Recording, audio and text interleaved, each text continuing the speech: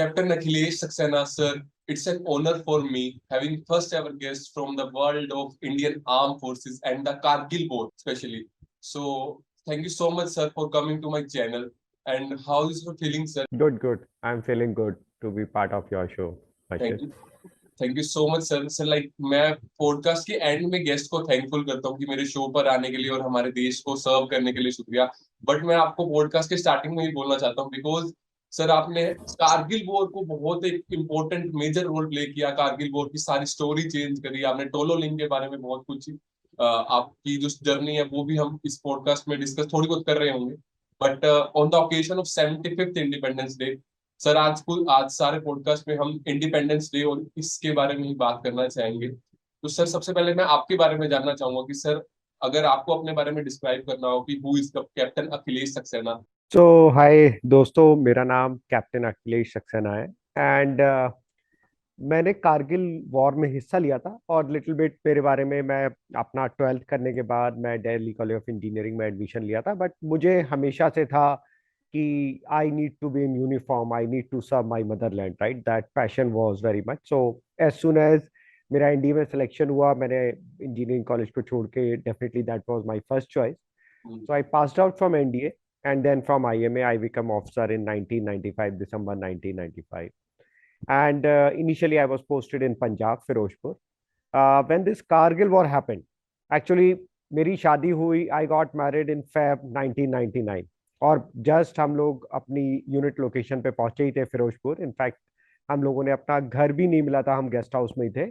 तभी एक कारगिल में खबर आने लगी, कश्मीर में लॉट ऑफ डिस्टरबेंस, और कारगिल में भी कुछ कुछ इंट्रूजन की खबर आ रही थी। तो उस समय मेरी पोस्टिंग आई कारगिल के ये तरफ। एंड देन हर फौजी का ये सपना होता है कि वो अगर उसने यूनिफॉर्म पहनी है तो देश के लिए लड़ सके। जिस दिन के लिए यूनिफॉर्म पहनी है, तो ये डिफिकल्ट मोमेंट था कि just after marriage it was a difficult part for that girl also, but anyway that's a part of our duty. So then I move to Kargil. और कारगिल की लड़ाई में भी जब हम पहुंचे तो वहां पे सिचुएशन बहुत ही डिफिकल्ट थी। बिकॉज आप लोगों में से शायद अभी इसको 23 ईयर्स हो गए हैं तो आपको आइडिया नहीं होगा, बट कारगिल की जो पूरी लड़ाई थी इसके बारे में आपको थोड़ा सा बताना चाहता हूँ, जिससे कि आप लोगों को अंदाजा हो जाए कि किस परिस्थितियों में, किस कंडीशंस में इंडियन आर्मी ने वहां पे फाइट की थी और विजय हासिल की थी।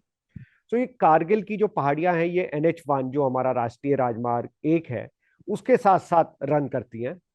और राष्ट्रीय राजमार्ग बहुत इंपॉर्टेंट है, इसको नेक ऑफ इंडिया भी बोला जाता है, बिकॉज हमारी लेह लद्दाख की सारी सप्लाई, सारी स्टॉकिंग, सारे अम्यूनिशन उसी रोड के थ्रू जाते हैं। और ये रोड मुश्किल से 6 महीने के लिए खुलती है, बिकॉज बाकी 6 month because of extreme temperature, snow की वजह से वो पूरा बंद रहता है। तो अगर एनिमी इस रोड को ब्लॉक कर दे तो हमारी जो सप्लाई लाइन है लेह लद्दाख के लिए, सियाचिन ग्लेशियर के लिए, वो पूरी कट हो सकती है। और उसके बाद जब हमारी स्टॉकिंग्स नहीं है, पूरी सप्लाई नहीं है, तब हमारी तरफ एक चाइना है, एक पाकिस्तान, वो उस पूरे हिस्से को आइसोलेट कर सकते हैं और उसके ऊपर कब्जा कर सकते हैं। तो इसीलिए बहुत डिफिकल्ट लड़ाई थी। एनिमी ने क्या, और ये जितनी भी पोस्ट थी, जितनी भी ये पीक्स थी, ये राष्ट्रीय राजमार्ग NH1 के बिल्कुल साथ साथ थी। और ये बहुत खड़ी चट्टाने हैं, which is like 75 to 80 degree gradient, straight है, बिल्कुल स्टीप है। कई बार तो इस पे चढ़ने के लिए आप रस्सी के बिना चढ़ ही नहीं सकते। तो और ये सारी जो पीक्स हैं ये विंटर वेकेटेड पोस्ट है, लाइक विंटर में इनको खाली कर दिया जाता है इंडिया और पाकिस्तान दोनों की तरफ से, क्योंकि इनको विंटर में मेंटेन करने का खर्चा बहुत आता है, इसलिए इनको खाली कर दिया जाता है। तो जब ये विंटर में खाली हो जाती है 1998 में, इंडियन आर्मी भी नीचे आ गई, पाकिस्तान आर्मी भी नीचे आ गई, तब उसके बाद पाकिस्तान ने अक्टूबर 1998 से छोटे छोटे ग्रुप्स में अपने फौजियों को वाइट ड्रेस में, सो दैट सैटेलाइट से डिटेक्ट ना हो पाए, भेजना शुरू कर दिया। और जब तक मार्च में पहुंचे, फेब मार्च में, उन्होंने पूरी ये जो चढ़ाइयां हैं, जो पीक्स हैं, इनको पूरा ऑक्यूपाई कर लिया था, from starting from Kashmir till the time Leh Ladakh. So Kargil जो है, एवरीथिंग वाज ऑक्यूपाइड। अब पहाड़ों की लड़ाई में जो ऊपर बैठता है वो 20 टाइम्स मोर पावरफुल है।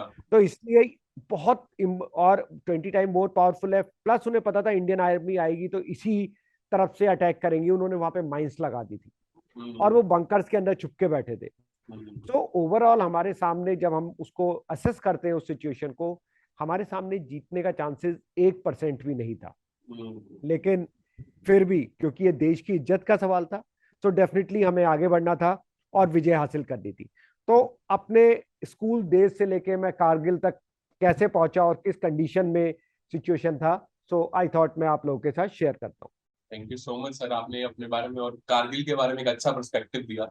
And sir like independence day तो फ्रीडम बहुत इंपॉर्टेंट मेजर रोल प्ले करती है, लाइक हमारे फ्रीडम फाइटर्स एंड लाइक आपके जैसे जो फाइटर्स हैं, तो उन्होंने एक फ्रीडम दिलवाने में भारत को काफी हेल्प करी है। तो सर लाइक मैं आपसे जानना चाहूंगी रियल फ्रीडम क्या है, व्हाट इज रियल फ्रीडम? तो देखिए, रियल फ्रीडम का मतलब है कि वन, हम अपने जो इंडिपेंडेंस मिली है, one is territorial independence, right. So हमारी जो सीमाएं हैं वो हमारे कंट्रोल में है और हम हर तरीके से उसकी रक्षा कर सकते हैं, उसके अंदर हम सुरक्षित हैं। कोई भी हमें अपने अपने देश में घुस के नहीं मार सकता। इसके अलावा आपकी फ्रीडम विचारों की फ्रीडम है कि आप एक देश में हैं जहां पे आप अपने विचारों को व्यक्त कर सकते हैं, अपने expression, freedom of expression is another form of freedom जो बहुत इंपॉर्टेंट है। इसके अलावा हमारे देश में जो करप्शन है, हमारे देश में जो कुछ बुराई है, अगर हम उनसे भी फ्रीडम पा सके तो डेफिनेटली इंडिया एक बहुत इंपॉर्टेंट सुपर पावर बन सकता है। Because in terms of technology, in terms of economy हम बहुत अच्छा कर रहे हैं। बट आई थिंक कुछ चीजें हैं जो भी हमारे देश में अभी भी डीप रूटेड एंड करप्शन एक इज वन ऑफ देम। तो उन सबसे भी अगर हम फ्रीडम पा सके करप्शन से, तो हम डेफिनेटली एक ग्रेट नेशन बन सकते हैं। बट हाँ, सबसे इंपॉर्टेंट है आपका टेरिटोरियल फ्रीडम। आप अपने देश में बोल सकते हैं मैं इस देश का नागरिक हूं और इस देश में मैं जो चाहे कर सकता हूं, जो मेरे राइट्स है, मेरी ड्यूटीज है, मैं कर सकता हूं। तो रियल फ्रीडम का मतलब यही है कि not only freedom in terms of territory, but also freedom in terms of your thoughts, your expression and what you want to achieve. तो like sir 75th independence day है अभी। तो आपको 75 साल हो चुके हैं हमारे देश को आजाद हुए हुए, तो आपको लगता है कि हमारा इंडिया टोटली बिल्कुल इंडिपेंडेंट हो चुका है? हाँ, डेफिनेटली। सो जैसे मैंने बोला, आपका इंडिपेंडेंस अलग अलग तरीके से होता है। तो अगर हम टेरिटोरियल फ्रीडम की बात करें, यस, हमारी जो सीमाएं हैं वो हमारे कंट्रोल में है। अफगानिस्तान जैसा नहीं है कि कंट्री में होते हुए भी किसी दूसरे का उस पर कब्जा है, राइट। और बहुत सारी कंट्रीज ऐसे होती हैं कि गवर्नमेंट और आपकी जो स्टेट की फर्म ग्रिप नहीं होती है, तो वो एक टोटल फ्रीडम नहीं है। बट इंडिया में मतलब मैं कह सकता हूं कि we have got a freedom in terms of territorial freedom. और जैसे दूसरा मैंने बोला, yes, we have got expression of freedom, वो हमारे राइट्स हैं। हम एक डेमोक्रेटिक कंट्री है, तो हर नागरिक को ये राइट दिए गए हैं, तो उनके पास वो फ्रीडम है।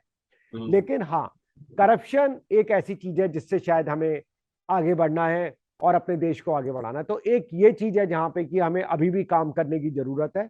बट अदरवाइज अगर आप देखें India compare to so many other country, so we have got lot of freedom, not only in terms of territory but also freedom of expression, freedom of do what we want to do, freedom to express, freedom to take a particular step. So yes, we have got lot of freedom. There are one or two area where we still need to work on, which like corruption, maybe in some part of India poverty. So these are the few things we have to work. But yes, still we have got a large amount of freedom with us. So like as a soldier आपको ये चीज नहीं लगती कि like हम हमारे कई सारे सोल्जर्स ने हम अपनी लाइफ को सेक्रीफाइस कर दिया कि इस देश को आजाद करने के लिए? लाइक आपके एक पार्टनर भी थे और you can say your teammate भी थे, कैप्टन विक्रम बत्रा, उन्होंने भी अपनी जान को न्यौछावर कर दिया अपने देश को आजाद कराने के लिए। सो लाइक सर, जब आप ये चीज देखते हो, सोशल इविल्स लाइक रेप हो रहा है, करप्शन हो रहा है, पॉवर्टी जैसे आपने बात की, तो आपको ये चीज लगती है कि हमारे जो सोल्जर्स की जो कुर्बानी थी या देश को वो न्यौछावर हो गए, वो चीजें कुर्बानी व्यर्थ हुई? तो सर लाइक आप क्या सोचते हैं उसके बारे में? देखिए, कुर्बानी व्यर्थ नहीं गई। हाँ, जो शायद उसका एम था पूरा कि हमारा एक देश है, उसमें कुछ कुछ चीजें होती रहती हैं, पावर्टी, और ये हर देश का पार्ट है। बट सबसे पहले आपको ऐसे समझना पड़ेगा कि अगर कोई आपकी देश की सीमाओं के ऊपर अटैक कर रहा है, राइट, आप आपकी सिचुएशन है कि कोई आपके घर में अटैक कर रहा है, आप ऑब्वियसली उसको डिफेंड करोगे ही करोगे, राइट। इंडिया ने कभी किसी देश पर अटैक नहीं किया। अटैक ना करना एक दूसरी बात है, बट अपनी सीमाओं की रक्षा के लिए आपको हमेशा तैयार रहना पड़ेगा। और कारगिल भी एक ऐसे ही युद्ध था। हमने किसी दूसरी कंट्री के ऊपर अटैक नहीं किया था, बट वो लोग धोखे से हमारी सीमाओं में घुस आए थे और पहाड़ों की चोटियां कैप्चर करके बैठ गए थे, जिससे वो चाहते थे कि हमारा पूरा जो कम्युनिकेशन है, सप्लाई लाइन है, सब कुछ स्टॉप हो जाए और शायद आगे जाके वो सियाचिन ग्लेशियर, लेह लद्दाख, उस पूरे एरिया को अपने कंट्रोल कर सके। तो ये एनिमी की साजिश थी। तो उस समय आपके सामने आपको ये नहीं सोचना है कि मेरे देश में पॉवर्टी है या मेरे देश में कुछ पॉलिटिकल टर्मोइल है इसलिए मैं देश की रक्षा नहीं करूंगा। हर सैनिक का और हर उस व्यक्ति का जिसने यूनिफॉर्म पहनी, और इनफैक्ट मैं कहूंगा हर भारतीय का कर्तव्य है कि जब भी देश के लिए कुछ करने की जरूरत पड़ेगी तो उसे करना चाहिए। और यही शायद मेरे साथी, चाहे वो कैप्टन विक्रम बत्रा थे, कैप्टन विजयन थापर थे, मेजर विवेक गुप्ता, मेजर आचार्य, हम सब ने प्रण किया था कि हमारे रहते हुए कोई हमारे देश की तरफ आंख उठा के नहीं देख सकता। और अगर ये धोखे से जो लोग घुस आए हैं, हम जब तक हर व्यक्ति को, हर पाकिस्तानी को अपने देश के बाहर नहीं खदेड़ देंगे और अपने देश की एक एक इंच भूमि वापस नहीं लेंगे, जब तक हम हर कुर्बानी देने के लिए तैयार हैं। तो मैं अपनी कुर्बानी या मेरे दोस्तों की कुर्बानी इस चीज से कंपेयर नहीं करूंगा कि देश में क्या चल रहा है। वो एक कंटिन्यूस डेवलपमेंट प्रोसेस है जो चलता रहेगा। बट उसकी जगह अगर सैनिक भी ये बोल जाए क्योंकि दूसरे लोग ये काम नहीं कर रहे हैं इसलिए मैं भी देश के लिए रक्षा नहीं करूंगा, अपना काम नहीं करूंगा, तब तो आज दिल्ली में या आपकी नेशनल कैपिटल में आतंकवादी आके बैठ जाएंगे, पाकिस्तानी और चाइना वाले आके बैठ जाएंगे, क्योंकि कोई भी अपना काम इसलिए नहीं करेगा कि दूसरा नहीं कर रहा। तो दूसरा अपना काम करे नहीं करे, बट मेरा धर्म है अपनी देश की रक्षा करना, और मैं उसको हर कीमत पे करूंगा, चाहे दूसरे अपना काम करें या ना करें। So like, what's your mindset when you join the Indian Army and when you are at the time of war, like Kargil war जब स्टार्ट हुआ तो आपका क्या माइंडसेट रहा, और जब आपने ज्वाइन किया, क्योंकि आपने बताया था कि आपकी मैरिज हुई और फिर दिस लाइक, तो वो थोड़ा सा बता।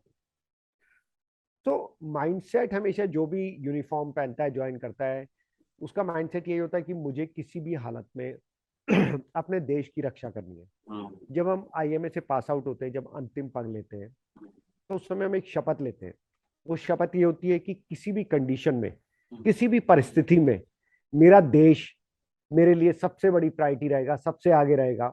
उसकी वेलफेयर, उसकी सिक्योरिटी, उसकी प्रेस्टीज, वो मेरी सबसे बड़ी प्रायोरिटी है। उसके बाद कुछ आएगा और दूसरी प्रायोरिटी है मेरे जवान जिनको मैं कमांड कर रहा हूँ, मेरे कुलीग्स जिनके साथ मैं लड़ाई करने जा रहा हूँ, और तीसरी प्रायोरिटी आएगी मैं अपने आप, मेरी सिक्योरिटी, मेरा वेलफेयर और मेरी फैमिली। तो जब हम ये यूनिफॉर्म पहनते हैं और ये शपथ लेते हैं कि, तो उसमें कोई डाउट नहीं होता कि आपकी प्रायोरिटी फर्स्ट क्या है। तो आपकी प्रायोरिटी फर्स्ट हमेशा देश है। और जब आपका देश एक ऐसी कठिन परिस्थिति में है, जब एनिमी आपके अंदर, घर के अंदर घुस आया है, तब आपके माइंडसेट बहुत क्लियर है कि किसी भी हालत में, चाहे वो कितनी भी कठिन परिस्थिति से गुजरना पड़े और एनिमी के पास कितने भी एडवांटेज है, जैसे वो ऊपर बैठा हुआ है, बंकर्स में बैठा हुआ है, बट हमें अपने देश की रक्षा करनी है। तो मुझे इस फ्रीडम को इंटैक्ट रखना है। जो लोगों ने कितने बलिदान देके ये फ्रीडम हासिल की है, चाहे आप फ्रीडम फाइटर्स देखिए या उसके बाद इतनी लड़ाइयां हुई है, तो हर भारतीय, हर सैनिक का ये कर्तव्य है कि इस फ्रीडम को बनाए रखना है, जिससे मेरे देश के 130 करोड़ देशवासी आराम से सो सके, वो इस फ्रीडम को एंजॉय कर सके। शायद उन्हें पता नहीं कि उस फ्रीडम के लिए आज भी कितने लोग कितना बलिदान कर रहे हैं। एवरी डे सोल्जर्स वहां पे अपना ब्लड दे रहे हैं, अपनी लाइफ दे रहे हैं, बट हम इसको ग्रांटेड लेते हैं क्योंकि हम भारत के एक आजाद भारत में पैदा हुए हैं और हमें लगता है फ्रीडम तो हमारा अधिकार है। लेकिन फ्रीडम एक एयर की तरह है, एक ऑक्सीजन की तरह है। जब तक ऑक्सीजन है एटमॉस्फेयर में, हम उसकी वैल्यू रियलाइज नहीं करते। बट आप सबने देखा होगा कोरोना के टाइम में, राइट, क्या वैल्यू थी ऑक्सीजन की। एक एक सिलेंडर के लिए आपकी लाइफ जा सकती थी। Freedom is also like this, it is with us, so we don't realize the value. But the day we are going to lose it, we'll realize our money, our designation, our power, our economy is nothing if we do not have the freedom. So I think आज ये day है, independence day, ये time है ये realise करने का कि ये फ्रीडम कितनी इंपॉर्टेंट है, और इसको आज भी, इस फ्रीडम को रखने के लिए आज भी लोग कुर्बानी दे रहे हैं, और हमें उनके लिए ग्रेटिट्यूड रखना चाहिए। So like as a soldier, what is your biggest fear? Because like किसी के लिए कुछ भी हो सकता है, किसी के लिए कुछ हो सकता है, बट आपके लिए बिगेस्ट फियर क्या था? सो बिगेस्ट फियर यही था कि जिस अटैक के लिए हम जा रहे हैं, क्या हम उस अटैक में फर्स्ट टाइम सक्सेसफुल होंगे या नहीं। क्योंकि जैसा मैंने आपको बताया, ये बहुत डिफिकल्ट वॉर थी। एनिमी टॉप पे बैठा हुआ है, लगातार हमारे ऊपर फायरिंग कर रहा है, और अगर वो पत्थर भी फेंकता था तो कैजुअल्टी होती थी। वो अपने बंकरों में घुसा हुआ था, हमारे अटैक करने के सारे रास्तों पे उसने माइन लगा रखी थी, और हम 40 से 50 किलो अपने बैकपैक में अम्नीशन, आर्म्स भर के, हमने कुछ खाना पानी कुछ भी नहीं रखा था अपने सामने, बिकॉज फर्स्ट प्रायोरिटी थी कि इस पीक को कैप्चर करना है, and definitely. Tololing was one of the most important peak, जिसको एनिमी अपना फोर्ट बोलता था और चैलेंज करता था कि आप इसको नहीं जीत सकते मुझसे, बट हमें किसी भी तरीके से उस पीक को जीतना था।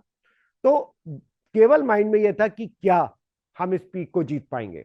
इनफैक्ट हमने अपने जवानों से बोला कि मुझे पता नहीं, मैं captain Vikram Batra, captain Vijayant Thapar, major Acharya, major Gupta, all young officers, हम लोग ये जब ये अटैक लीड कर रहे थे, हमें अपने जवानों को मोटिवेट भी करना था और एक ऐसे मिशन पे ले जाना था शायद जहां से हमें पता नहीं था कि हम उन्हें जिंदा भी वापस ला पाएंगे या नहीं। तो हमने एक ही चीज उनसे प्रॉमिस की अपने जवानों से कि ऑफिसर जो होता है वो नॉर्मल कमांड कंट्रोल के लिए, जो हमारी ट्रेनिंग थी, मिडिल में रहता है हमेशा, जिससे वो सबको कमांड कंट्रोल कर सके, आगे पीछे उसको। बट वो एक नॉर्मल ट्रेनिंग में होता है, एक नॉर्मल सिचुएशन में होता है। ये एक नॉर्मल सिचुएशन नहीं है। ये एक ऐसी लड़ाई है जिसके जीतने के चांसेस हमारे पास 1% भी नहीं है। तो हम as a officer, as a leader, इस लड़ाई को आगे से लीड करेंगे, सबसे आगे जाएंगे, और अगर पहली गोली लगेगी तो हमें लगेगी रादर देन किसी और को, आपको लगे। उससे एक मोटिवेशन आता है और सब लोग आगे बढ़ने के लिए तैयार थे। बट हाँ, एज ए लीडर हम लोग के माइंड में वो फियर हमेशा रहता है कि हम इतने मोटिवेटेड है, बट सिंस एनिमी इतने एडवांटेज में था, क्या हम अपनी वो विजय हासिल कर पाएंगे, और दूसरा, क्या मैं अपने हर जवान को सुरक्षित, उसका बिना बलिदान किए उसको वापस ला पाऊंगा नहीं। तो ये एक आर्मी ऑफिसर और एक लीडर एज ए जवान हम सबके माइंड में रहता है कि हम क्या जीत हासिल करेंगे और हर जवान सुरक्षित वापस आएगा। So like, what's your family fear about your war time? Because like आप तो उस टाइम नई नई शादी हुई थी, एंड आपकी जो वाइफ थी एंड जो आपके पेरेंट्स थे, उनका क्या मतलब फियर था आपके लिए? सो हर माँ बाप की तरह, जैसे हर इंडियंस की तरह आपके भी माँ बाप है, राइट? एंड सबकी फैमिली होती है। हर फैमिली वालों को डर लगता है कि उनका बेटा आज एक बॉर्डर पे खड़ा हुआ है, राइट? और शायद एक ऐसी लड़ाई लड़ रहा है जिसको उसको उनको पता है कि वो वापस आएगा या नहीं आएगा। लेकिन जैसे मैंने आपको बताया, जो हम प्रतिज्ञा करते हैं जब हम अंतिम पग लेते हैं कि हमारे लिए देश सबसे बड़ा है, हम अपनी फैमिली को यही बताते हैं कि हमारी फैमिली को हमारी जरूरत है।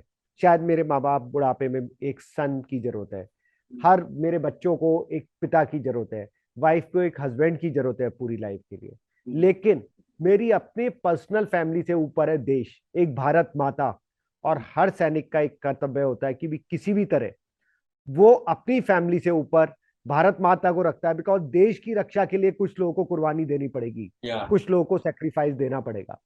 तो वो सेक्रीफाइस कौन देगा, वो हम लोगों ने एक प्रतिज्ञा ली है कि हम देंगे। इसीलिए हाँ, सब में डर था, मेरे माँ बाप, मेरी वाइफ, बट उन लोगों ने मुझे यही बोला कि वो इस बात को समझते थे कि हर सैनिक के लिए उसका कर्तव्य सबसे बड़ी चीज है।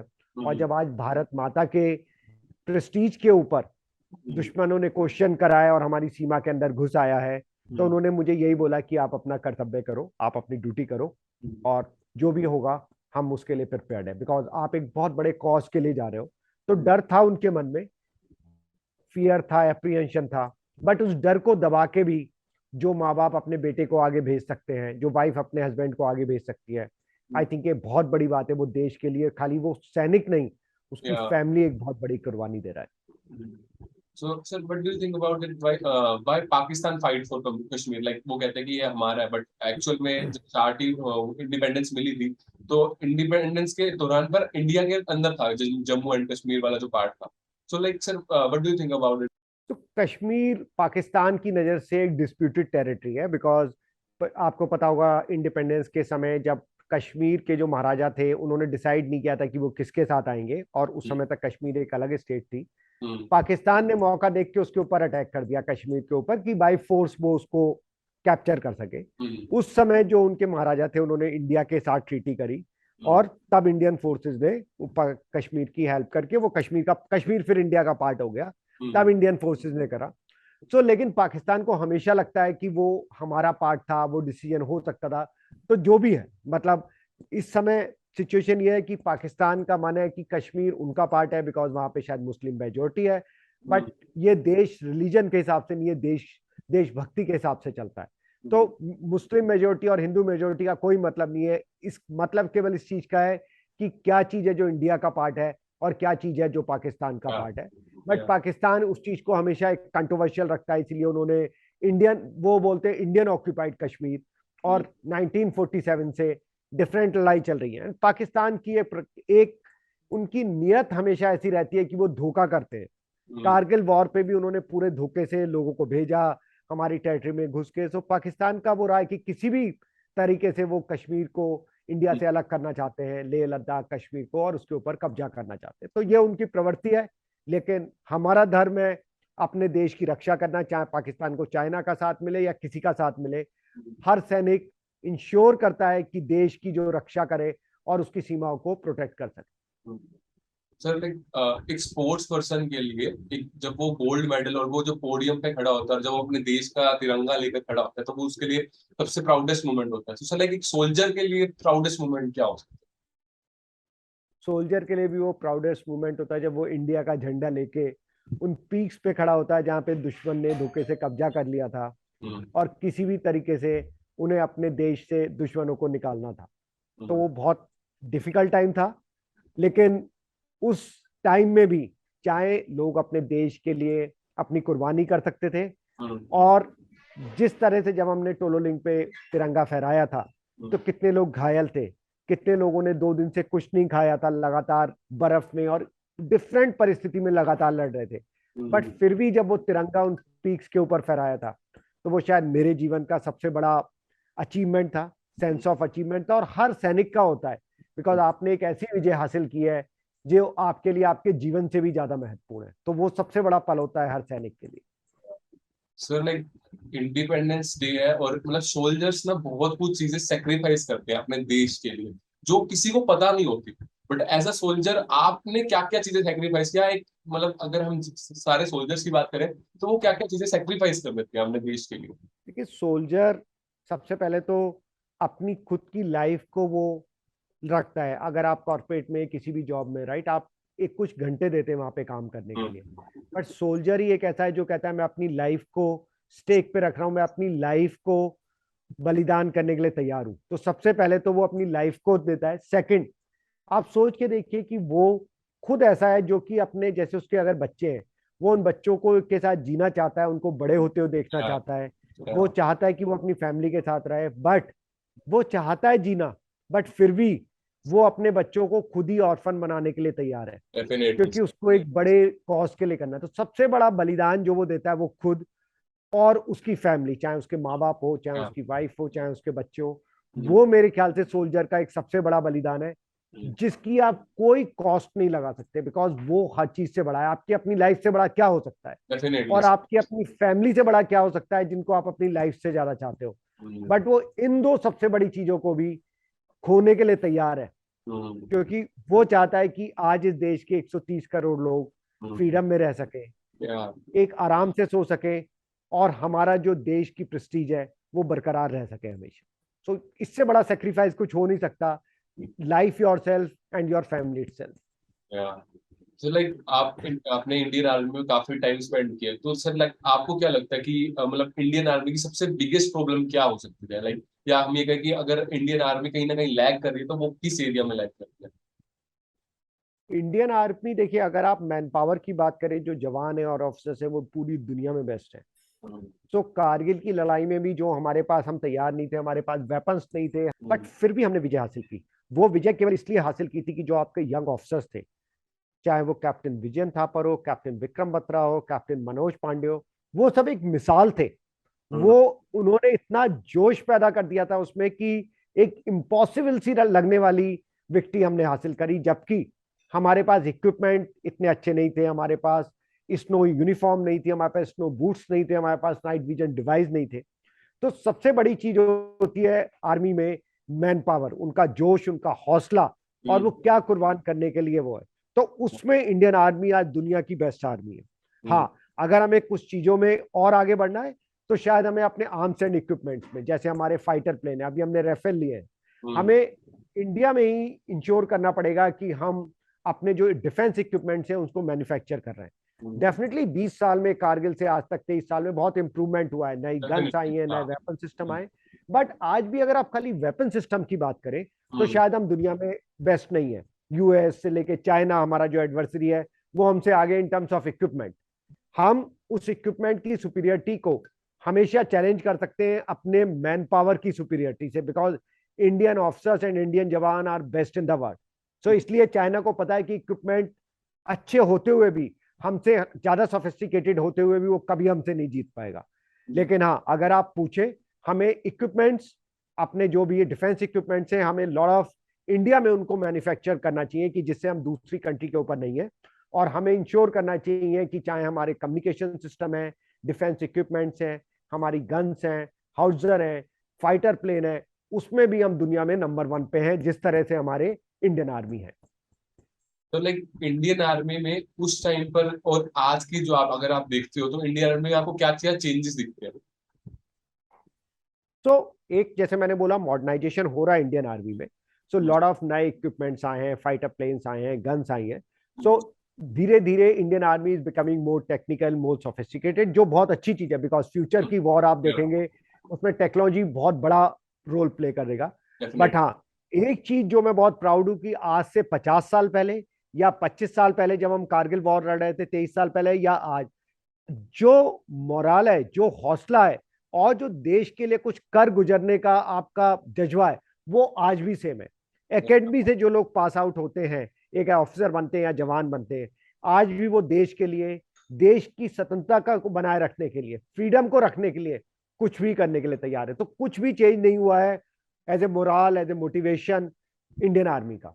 हाँ, डिफेंस इक्विपमेंट्स में प्रोग्रेस आई है, और आई थिंक वो एक बहुत इंपॉर्टेंट स्टेप है, उसमें हमें और भी आगे कदम लेना है। सर लाइक आपने आपने बताया था कि आप लीड कर रहे थे, आप captain Vikram Batra, captain Manoj Pandey sir के साथ। तो सर लाइक लीडरशिप कैसे एक मेजर रोल प्ले करती है कॉम्बैट के लिए? सर like, क्या सोचते हम लोग अलग अलग बैटल में लीड कर रहे थे। कैप्टन, जैसे मैं टोलो लिंक की बैटल में था, हैं? कैप्टन विक्रम बत्रा 0.5140 थे, कैप्टन मनोज पांडे अलग थे, बट हम सब यंग ऑफिसर्स वहां पे साथ थे, एक दूसरे से रोज बात करते थे। जब एक अटैक खत्म होके नीचे आते थे, एक दूसरे के साथ शेयर करते थे।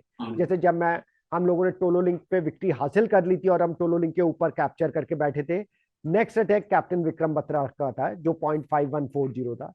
तो हमने काफी 2 दिन हम लगातार बात कर रहे थे कि क्या एनिमी की स्ट्रेटेजी है, कैसे अटैक करता है, कैसे स्नाइपर राइफल को यूज करता है। बट उस कंडीशन में भी, like, Vikram was very very जोश, right, he was full of जोश। एंड उसने मुझे उस समय बोला, सर अभी तो वो कोई गोली ही नहीं बनी जो पाकिस्तान में, जिसमें कैप्टन विक्रम बत्रा का नाम हो। सो उसको हमेशा ये हौसला था कि हम किसी भी कंडीशन में जीतेंगे। तो कैसे हम यंग ऑफिसर्स अपने जवानों को मोटिवेट करते थे, एक मैंने आपको पहले एग्जांपल दिया था कि हमने अपने जवानों को बोला था कि हम फ्रंट से लीड करेंगे, हम सबसे आगे चलेंगे, और अगर पहली गोली आएगी तो हमें लगेगी रादर देन आपको लगे। इनफैक्ट हम सब लोगों ने लेटर लिखा था अपने घरों पे, जिसमें हमने लिखा था कि शायद हम आज अगर वापस नहीं आएंगे, तब वो लेटर हमारी फैमिली के पास जाता है, उन्हें मिलता है। और हमने अपने जवानों को यही बोला था कि देखो, हम आपको कोई प्रमोशन नहीं दे सकते, हम आपको कोई इकोनॉमिक रिवॉर्ड इमीडिएटली नहीं दे सकते, फौज में ऐसा कुछ नहीं होता है, लेकिन ये एक ऐसा कॉज है जिसके लिए, देखिए, डेथ आपकी रोड पे भी हो सकती है, आपके एक्सीडेंट में भी हो सकती है, बीमारियों से भी लाखों लोग मरते हैं, बट ये एक ऐसी डेथ है जिसके लिए पूरा देश सदियों तक आपको याद करेगा। पूरा देश आपको नमन करेगा, आपके परिवार को नमन करेगा, क्योंकि उनकी फ्रीडम के लिए आपने जो आज आज करने जा रहे हैं, वो एक सबसे बड़ी चीज है। और हमने कहा, हौसला रखेंगे कि हम दुश्मन को मार के आएंगे, दुश्मन को उसके देश के लिए मरने देंगे, हमें जिंदा वापस आएंगे। खैर, हम लोगों में कुछ लोगों ने वीर गति प्राप्त की, बट वो उस देश की आजादी के सामने, कुछ लोगों की डिसेबिलिटी हुई, मेरे ग्रेनेड्स लगा था, आर्टिलरी फायरिंग लगी थी, और परमानेंट डिसेबिलिटी है, बट वो उस देश की स्वतंत्रता के लिए, वो उस फ्रीडम के लिए, वो कुछ भी बलिदान नहीं, और हम कुछ भी बलिदान करने के लिए इंडियन आर्मी हमेशा प्रिपेयर्ड है।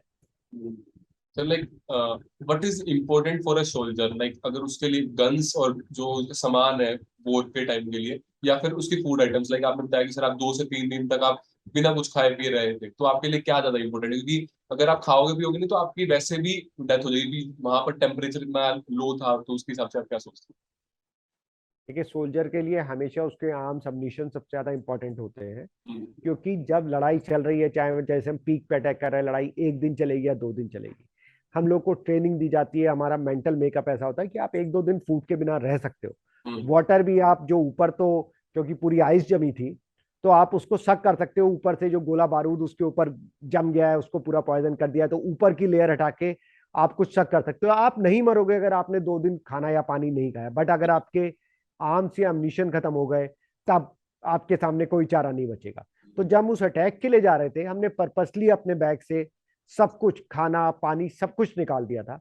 जस्ट आर्म्स, अम्नीशन, ग्रेनेड थे, क्योंकि हमें पता था एक बार हम पीक कैप्चर कर लेंगे तो जो हमारी रीइंफोर्समेंट है नेक्स्ट, वो हमें खाना पानी पहुंचा देगी। बट 2 दिन हम जिंदा रह सकते, तो एक सोल्जर के लिए सबसे इंपॉर्टेंट है उसके आर्म्स एंड एम्यूनिशन। और ऐसे ही हुआ, जैसे हम कारगिल में पहुंचे, टोलोलिंग हमने 2 दिन लड़ने के बाद कैप्चर किया। उसके बाद पाकिस्तान ने इतनी बमबारी की, इतनी आर्टिलरी फायरिंग की, जो हमारा रीइंफोर्समेंट था वो ऊपर नहीं आ पा रहा था। तो जो हमारा प्लान था कि जब हम पहुंच जाएंगे तो शायद, और मेरे बहुत सारे सोल्जर घायल थे, किसी के गोली लगी थी, किसी के ग्रेनेड लगा था, किसी के बम लगा था, उस स्थिति में किस तरीके से हम सरवाइव करें। लेकिन कुछ ना कुछ हो जाता है अगर आपके इरादे नेक हैं। तो हमने सोचा जब पाकिस्तान यहाँ इतने टाइम बैठा था, तो कुछ ना कुछ डेफिनेटली उनके पास होगा, उन्होंने किचन बनाया होगा। और हमें दूर नीचे पहाड़ियों पे एक स्ट्रक्चर दिखा जो किचन जैसा था। तो पाकिस्तान के दूसरे लोग थे जो दूसरी पहाड़ियों से वो देख सकते थे उस जगह, वो लगातार फायरिंग भी कर रहे थे। बट क्योंकि हमारे लिए इंपॉर्टेंट था कि हम अपने जवानों को जिंदा रख सकें, और उस समय फूड एंड वाटर इंपॉर्टेंट होता जा रहा था, ऐसे 2 दिन निकल चुके थे, तो हम लोगों ने दौड़ के उस किचन में गए। वहां से हम लोगों ने, जो पाकिस्तान को पूरी उम्मीद थी जीत की कि वो उसके बाद सेलिब्रेट करेंगे वहां पे, उनका पाकिस्तानी हलवा, बिरयानी, ड्राई फ्रूट, बहुत चीजें थी, हमने वहां से उसको लेके और अपने जवानों को दिया, सरवाइव कर गए। तो फौज के लिए, जवान के लिए हमेशा आर्म्स एंड अम्नीशन बहुत इंपॉर्टेंट है। फूड तो कहीं ना कहीं मिल जाएगा, बट आर्म्स एंड अम्नीशन खत्म हो गए तो आप लड़ाई नहीं जीत सकते। लाइक सर, जब बुलेट्स एकदम से आपके ऊपर फायर होनी स्टार्ट हुई, जब आप बिल्कुल तैयार नहीं होते हो वॉर के लिए, तो आप वो माइंड में कैसे आपकी वो स्टेबिलिटी रहती है सर, उसके बारे में।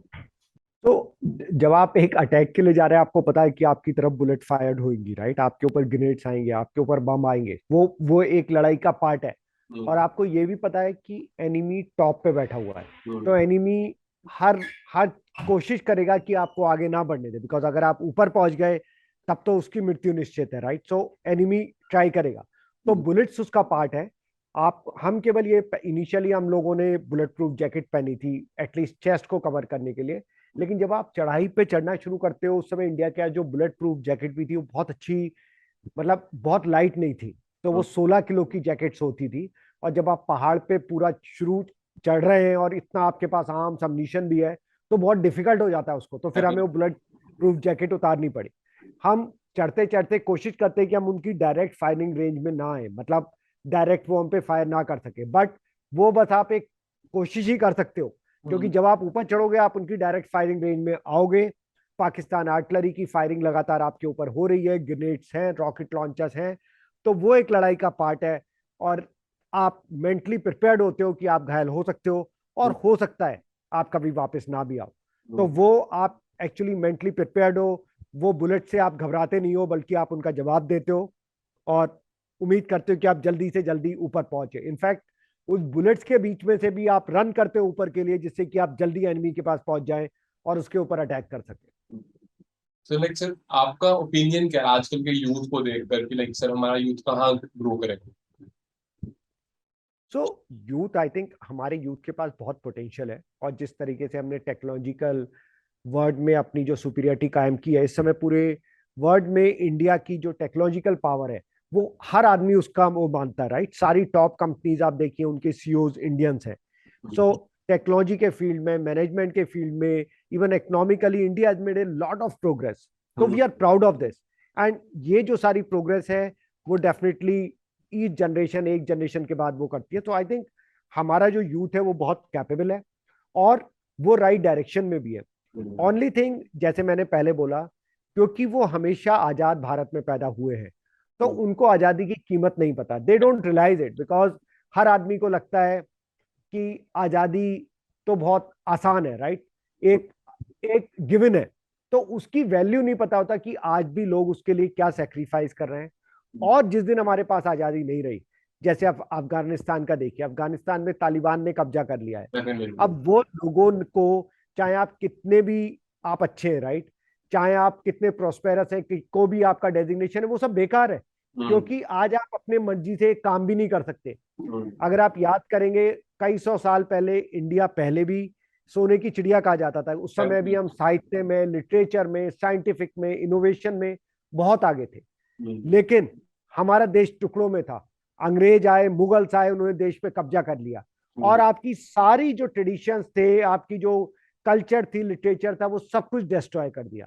तो आपको ये समझना पड़ेगा कि ये चीजें बहुत इंपॉर्टेंट है, बट इन चीजों से भी ज्यादा इंपॉर्टेंट है कि कोई दुश्मन आपके ऊपर आंख उठाने की कोशिश ना कर सके, नहीं तो आपने जो एडवांसमेंट किए हैं वो सब बेकार जा सकते हैं। सो लाइक इतने वॉर्स होते हैं, तो क्या हम ऐसा कुछ नहीं हो सकता कि लाइक पीस ही मेंटेन रहे? लाइक हमारे पास पीस ही क्यों मेंटेन नहीं रहती?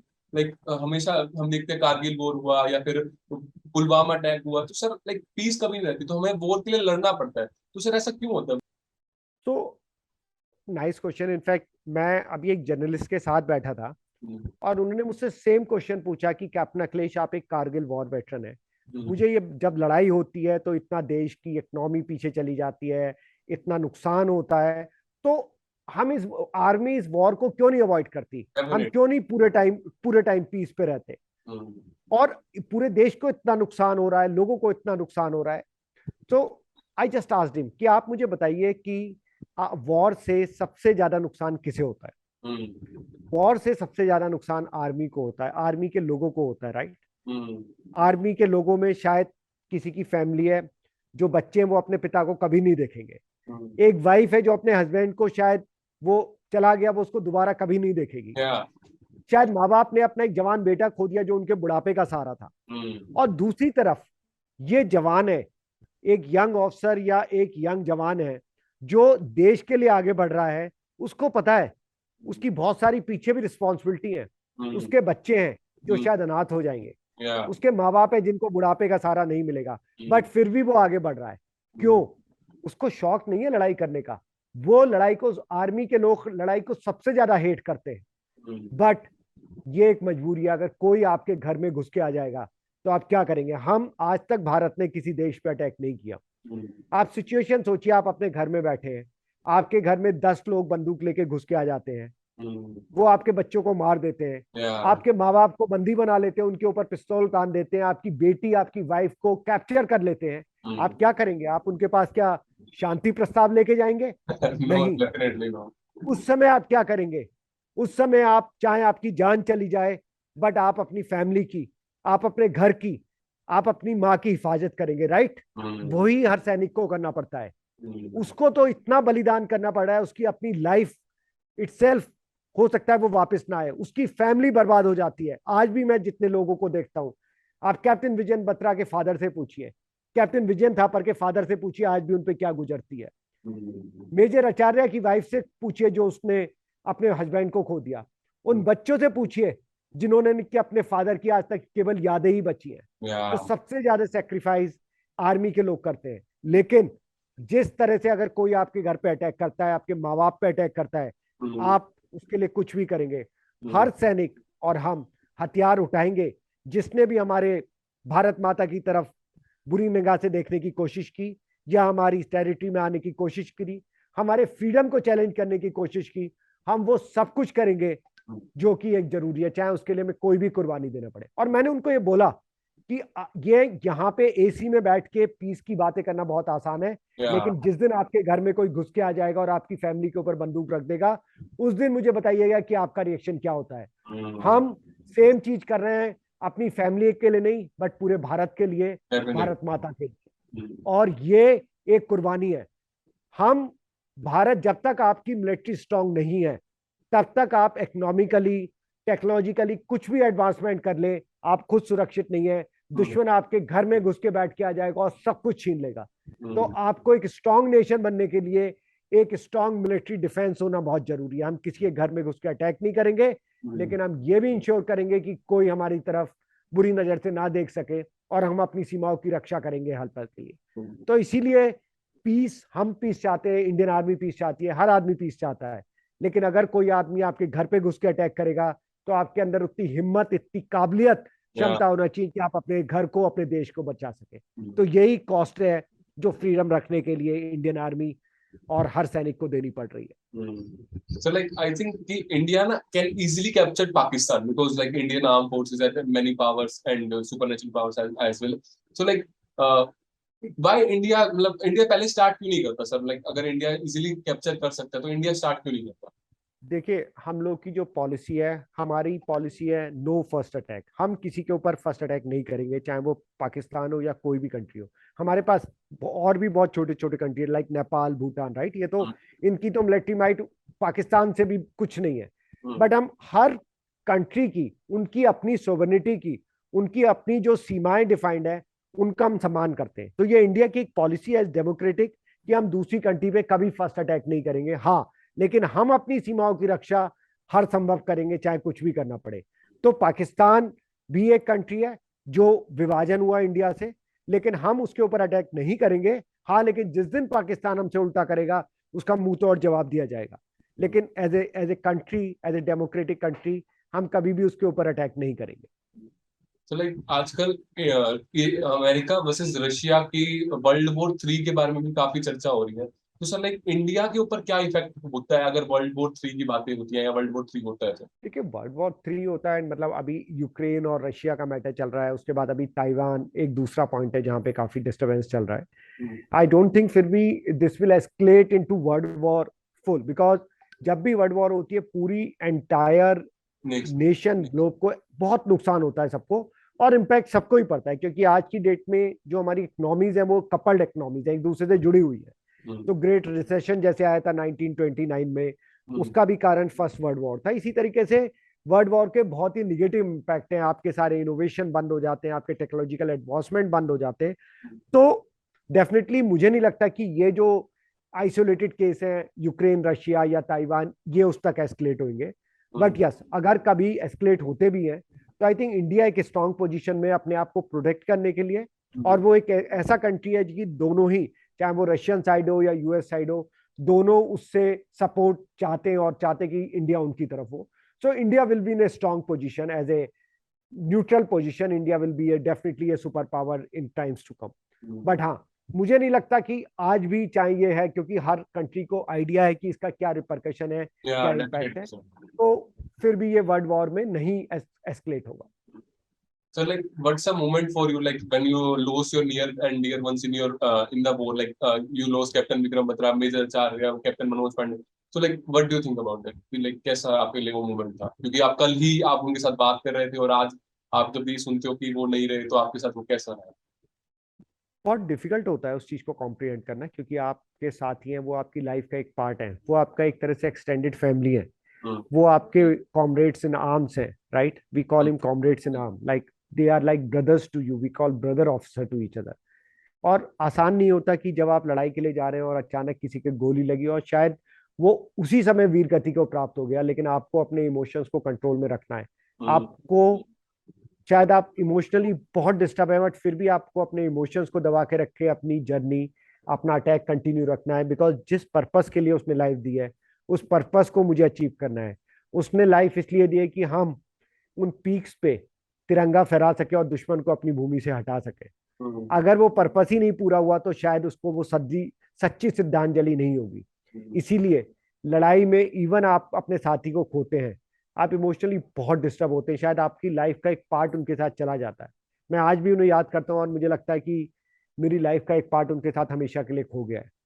बट फिर भी मेरा जो लक्ष्य है, जो देश के लिए मेरा कर्तव्य है, उससे मैं पीछे नहीं हट सकता हूँ। उस स्थिति में भी चाहे मेरे एक दोस्त की, मेरे एक साथी की मृत्यु भी हो गई हो जिसने वीर गति प्राप्त हो, हम आगे बढ़ते रहते हैं, और जब उस पीक पे कब्जा करके उस लक्ष्य पूरा कर लेते हैं, वो हमारी श्रद्धांजलि है अपने उस साथी के लिए। Thank you so much sir, आपने काफी कुछ चीजें बताई। एंड सर मैं आपसे ये जानना चाहूंगा कि एडवाइस कुछ आप यूथ को देना चाहो जो इंडिपेंडेंस डे आ रहा है, और वैसे भी एज अ सोल्जर तो आप क्या देना चाहोगे as an Indian army veteran? तो मैं एक ही मैसेज देना चाहता हूँ यूथ के, कि आप देश का फ्यूचर है।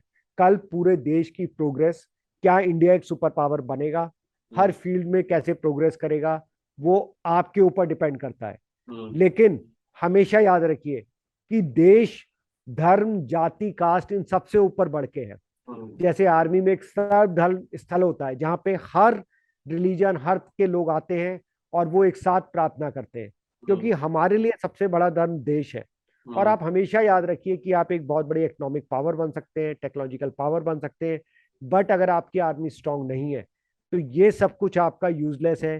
क्योंकि किसी दिन आपका एनिमी, चाहे वो पाकिस्तान हो या चाइना, मिलके हो दोनों, या और कोई हो, वो आपके ऊपर कब्जा कर लेगा, तो हमारे जो बाकी जितने भी अचीवमेंट है वो सब वेस्ट हो जाएंगे। जैसे मुगलों ने किया हजारों साल पहले, जैसे अंग्रेजों ने किया।